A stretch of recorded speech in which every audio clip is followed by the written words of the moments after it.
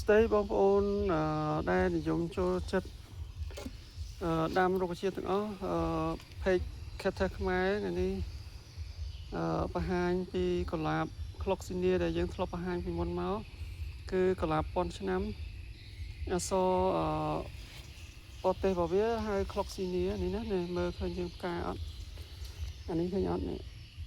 វាច្រើនដូចផ្កាកុលាបយើងអញ្ចឹងទៀបទៀវល្អខ្លាំងនេះសិតតែកញ្ចុំរបស់វាណានេះឃើញទេស្អាតខ្លាំងចឹងយើងអាចដាំបាននៅអាកាសធាតុនៃយើងបាននៅក្រោមសំណាញ់ 50%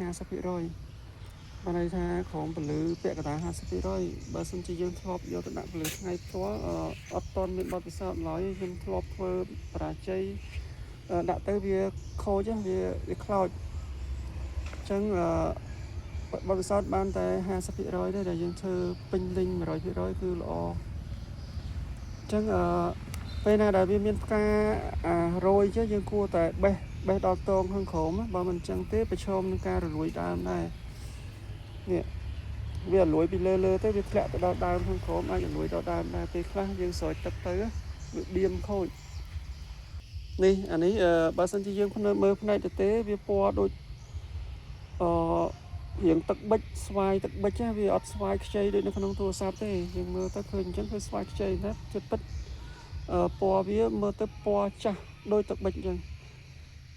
នៅក្នុងកាមេរ៉ានេះយើងមើលទៅឃើញស្វាយច្បាស់ជាស្វាយណាតែមើលផ្នែកទេពណ៌ខុសគ្នានេះច្រើនណាស់ផ្កាឃើញទេកញ្ចុំផ្កាច្រើនតែអានេះពណ៌មួយផ្សេងទៀតចឹងសម្រាប់បងប្អូនដែលចូលចិត្តអាចកំងទិញបានពី Kata ខ្មែរតម្លៃ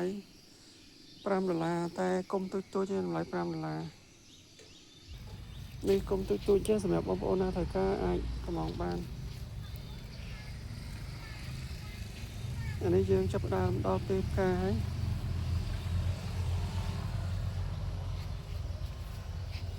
អរគុណច្រើនជួបគ្នាថ្ងៃក្រោយទៀតអរគុណ